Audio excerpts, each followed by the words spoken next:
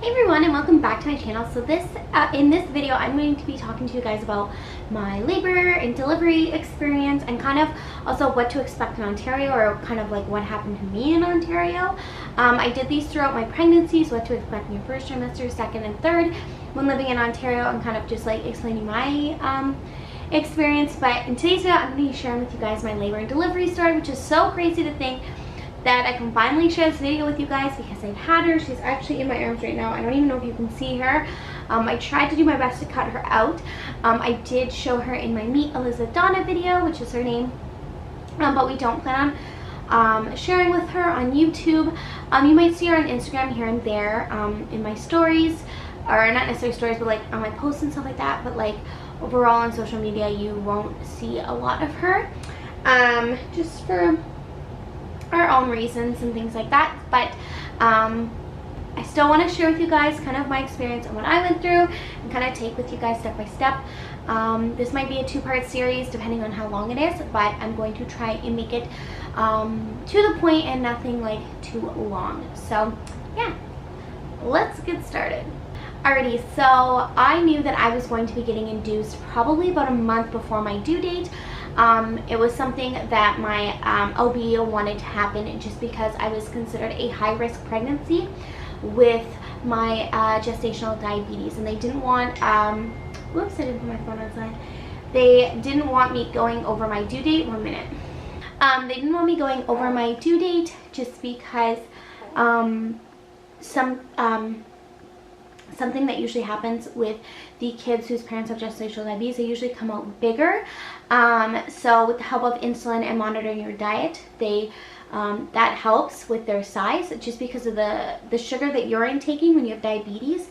A lot of it is going to the baby when it's not supposed to be, basically. So and usually in the result you get a bigger baby, and a lot of times what happens is you'll have, like, say, a 9-pound baby a month before they're supposed to be born, or 2 months before they're supposed to be born, like things like that. So between my diabetes doctor, so my endocrinologist, and my OB, they had made a plan for me, so I knew exactly what was going to be happening. So Wednesday, May 9th, my due date was May 13th. They said the 15th, but at the beginning it was the 13th, and then my paperwork ended up saying the 15th, so I always went with the 13th. It was Mother's Day, and it was also my mom's birthday, and it was nice because it was a Sunday, so every Sunday I was a new week. So on May 9th, I had my doctor's appointment, and at that point my husband had taken his last day of work. He was going to be taking 2 weeks off. They were actually slow at work, so it worked out even better, because they were saying, like, anybody who wanted to take vacation, take it now. He was going to take it regardless, but that helped. So he took it then, and so on May 9th we found out, or she gave us 2 dates of when I could be induced, May 10th or May 12th. And I really wanted it to be May 12th so that she could have her own birthday, but I also knew that we'd go stir crazy waiting for May 12th to come. I mean, she could have came on her own before then, but I was like, what are we going to do waiting till May 12th? Like, you've already taken your vacation off. Let's, like, meet her, you know, now. She's healthy, everything's good, she's at a good size. And I also didn't want her getting any bigger, because they had estimated her a couple weeks ago at 7 pounds 11 ounces. So I was like, oh my goodness, like, I don't want, and I knew it was just an estimate, so it's not necessarily like an official thing, but it gives you kind of a rough idea. So she's just sleeping in my arms. She's having a hard time sleeping in her crib right now. So she's, like, been up pretty much since 9 o'clock, and it's 2 p.m. now. So she's probably so exhausted, but every time I put her in her crib, she wakes up. So we're working on that. But anywho, so May 10th, so yeah, so she said we could get induced on May 10th. So she kind of explained to me what was going to happen. They were going to put something up my cervix. It was about the size of a pen cap. And to arrive at the hospital around 7:30 so that they could induce me. So we got to the hospital about 7:10, and parking was brutal. Oh my gosh, trying to find a parking spot, it was just like, he ended up having to park like around the block. It was crazy. Or no, I think it was, yeah, I'm pretty sure it was that day. So anywho, so we got there, but we didn't get we didn't see the doctor till about 9:30, and that's when he induced me. and it was like, it almost felt like a dry tampon being inserted. It was not fun. It wasn't the most painful thing, but definitely was not the most pleasant experience. It literally felt like somebody had stuck a dry tampon at me, and I wasn't on my period. So it was just like this uncomfortable feeling.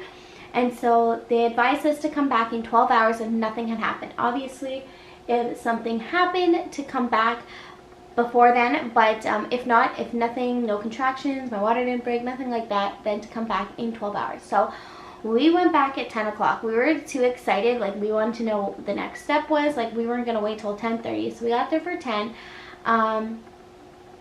And we were able to find parking, no problem, because it was 10 o'clock at night. And so we tried to rest that day as much as we could, but it was really hard to. We weren't tired.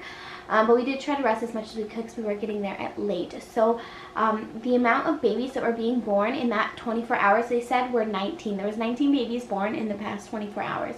And so by the time I saw my OB, it was not till like 12:30. And so when we got there, we went to OB triage. And basically, it is a room with multiple beds, and you have a curtain dividing all the beds up for privacy, but you can still obviously hear like everything that's going on right next to you. It's just a curtain. So the nurses got us settled into a bed, and they did like an NST, so a non-stress test. So they set up heart monitors to my belly, and they just monitored her heart rate while we waited for the doctor. Took my blood pressure. They also took my blood, something to do with blood pallets, if I'm saying that right. And so my OB came. She took out the device, whatever you want to call it, and I thought she was going to send me home because it was only 1 centimeter dilated at that point, but I was really excited because at least I was dilated. And yeah, but she didn't. She admitted me into the hospital, which was awesome because I really didn't want to go home. It was already like 12:30 in the morning. Like, I just wanted to get the ball rolling. So so by the time we got a room, it was about 3:30 in the morning at this point, but an emergency happened and we couldn't have the room, so we had to wait. So I believe it was like 4 o'clock. And so at 4 o'clock we got the room, and this was, so labor and delivery is on one floor, and I was in the higher risk section, which was like the east wing or the west wing, I can't remember. One of the wings, so one of the side of the hospital. You delivered in that room, and then afterwards you went into like your postpartum room, whatever, and that's where you stayed. The other side of the hospital, you had your baby there, you delivered the baby in that room, and you stayed in that room. There was no moving, but we were going to be moving afterwards. So we didn't bring the diaper bag in. We didn't bring in my bag. Oh no, I think at this point he did. Or maybe not. No, I don't think he did. He brought in the bag. When it got there at 10, we brought the bag that had our snacks and our electronics in it. That's what it was. But everything else, my overnight bag, which also had his stuff in there, and the diaper bag, we just left in the car until we absolutely needed it, we wouldn't need it until after baby was born. So by 5 a.m. they had hooked me up to my IVs. So about an hour later, they had me on sugar water. They also had insulin, and they also had what was my other thing? Insulin. Oh, and then the stuff to dilate me. So like it must be like stronger stuff. And so they did that. They hooked me all up, and they had a nurse coming in every 15 minutes, and then they would be checking my temperature, blood pressure, things like that, the heart monitor. In general, this is what they're checking, but every 15 minutes, I believe, is just the heart monitor. They had me set up the NST again, and if I wanted to go to the bathroom, the nurse would have to unhook me, and then I'd have to walk to the bathroom with my IV pole and go back, which was really frustrating, but it is what it is. And so at 7 o'clock, that's when they broke my water, and it felt like, now if you don't want to know what it feels like when your water gets broken, or at least for me, because for some people your water breaks on your own, but for a lot of people the doctor will break your water. So she broke my water at about 7 a.m. and it felt like she took a metal hanger and shoved it up me and like used it to like poke it and put it down. That was not pleasant at all. Oh my gosh, that was pretty painful. Like, I wouldn't say, like, I'd say on a scale of 1 to 10 it was probably like a 7.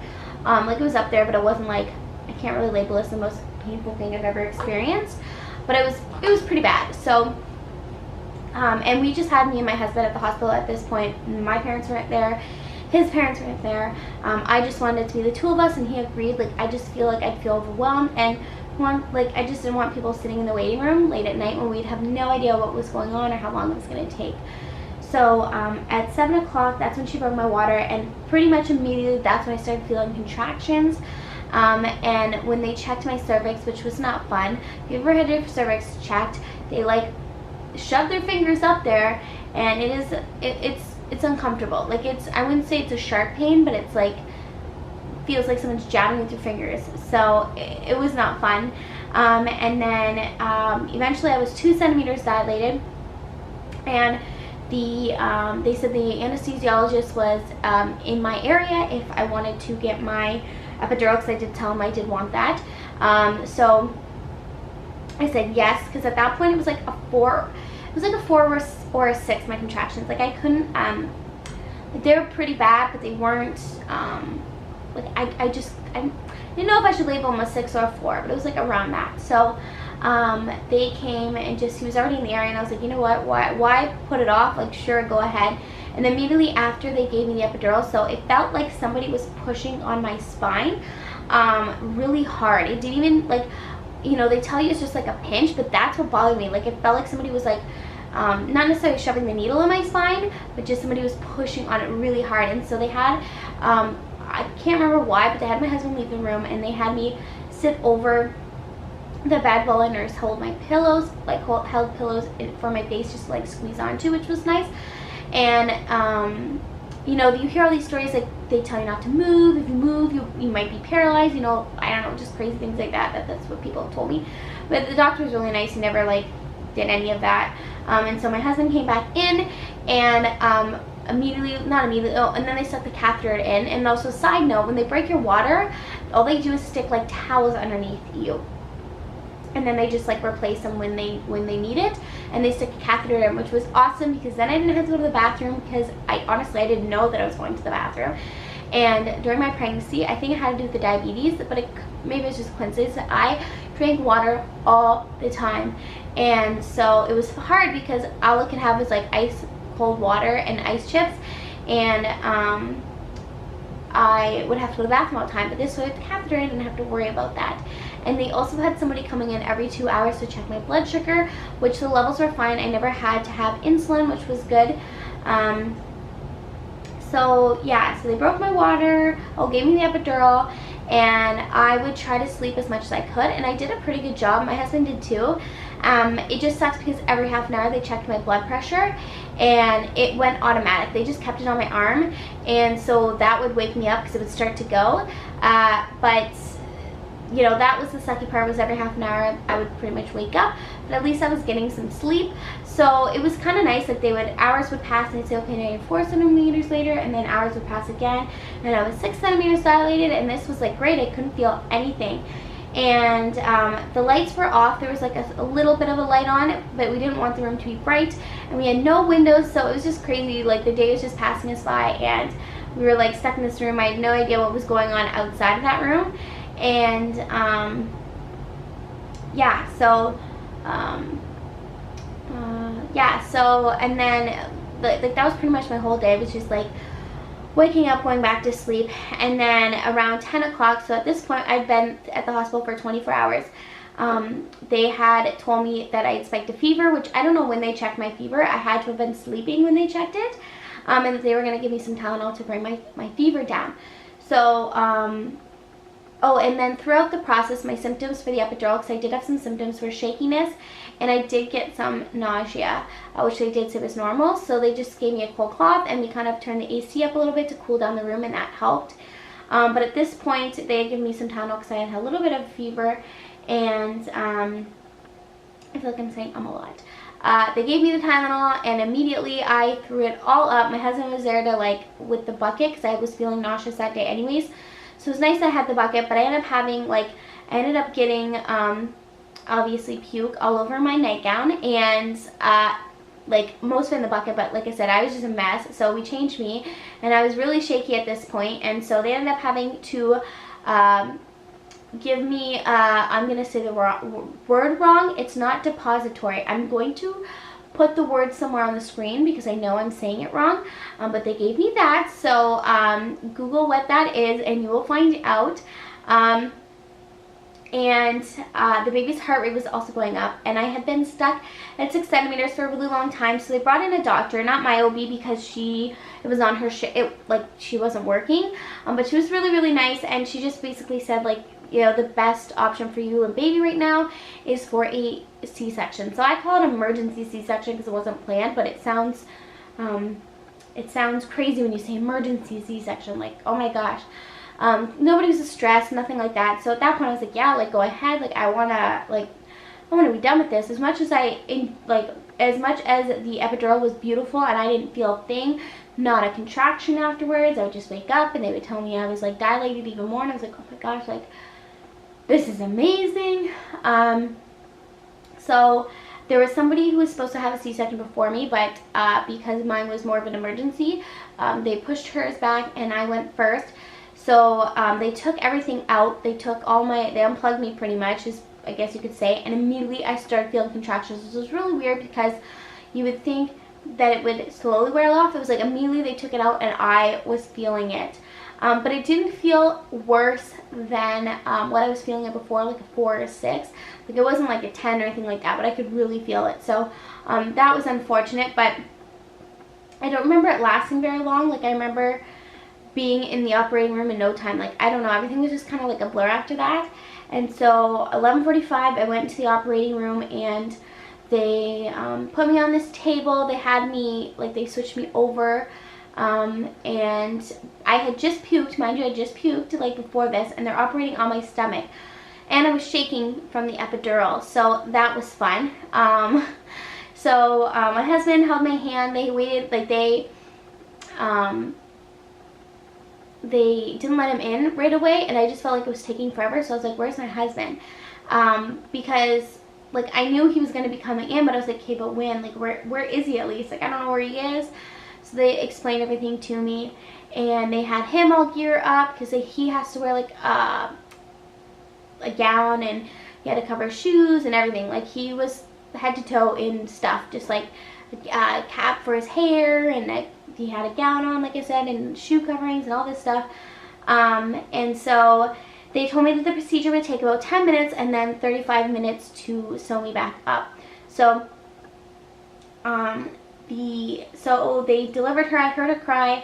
That's about it. I don't remember, like, I remember looking to the side and looking to see where she was. And then they weighed her and all that stuff. And it was nice to hear her cry because they did say that they were going to have people from the NICU in the room just because she, if I understand this correctly, she swallowed some of her bowel movement. I'll leave the word. There's a word for it or something. And so if she wasn't coming out breathing, they were going to have, like, people there to, like, unclog it kind of thing because there was stuff in her system. But she came out crying. So that was good. And she weighed 7 pounds, 13 ounces. So she was a really good size. She wasn't a big baby at all. And they sewed me up, and afterwards I could feel because what they did was they gave me something else. Usually they give you a spinal tap. Because I had the epidural, I got something else. I can't remember, but they gave me something else, and it was wearing off. Like, I could feel the like, the pain. I could feel what they were doing. So the guy had just left, so they brought him back in, taught me back up. But it was just not fun. You're just laying there for 35 minutes, like, wide awake, waiting for it to be done. It was so boring, and I was shaking and I was gagging because they were, like, working on my stomach. And it was just, like, that was not a fun experience. I was like, are you guys done yet? And they're like, no, we did say it was going to take 35 minutes, but it was just, like, it was just not a fun experience at all. And so they brought me to the recovery room, and I remember them saying the medicine they gave me was drowsy, was going to make me a little bit drowsy, and it did. They tried to do skin to skin with me and the baby, and I was so tired that when the nurse left, I gave her back to Richard, and I was like, I'm going to, like, fall asleep. Like, I am so tired. So he let me sleep, which was really nice. But for him, it was like, oh my gosh, like, what do I do? I have this newborn baby. My wife's passed out. Like, what do I do? She's hungry. Do I wake her up? You know, things like that. So, but I woke up shortly after that, and the nurse came in, and we did skin to skin again, and I don't remember too much after that. I should have had my husband in this video. But that was pretty much my labor and delivery story. Hopefully I explained everything I need to explain, and I'll probably do like a second video, like a postpartum, kind of what happened the day after, like a part 2. But that was basically everything that happened that day. And because I had a C-section, I stayed for 48 hours. And because she was born at midnight, like 12:03, they had me stay till Monday. So by Monday we were ready to go home. So I am going to end this video here because I feel like it's really long, and I will definitely be doing a part 2, kind of like me recovering in the hospital and just in general from my C-section. And yeah, I hope you enjoyed this video, and I will see you guys next Monday. Bye guys.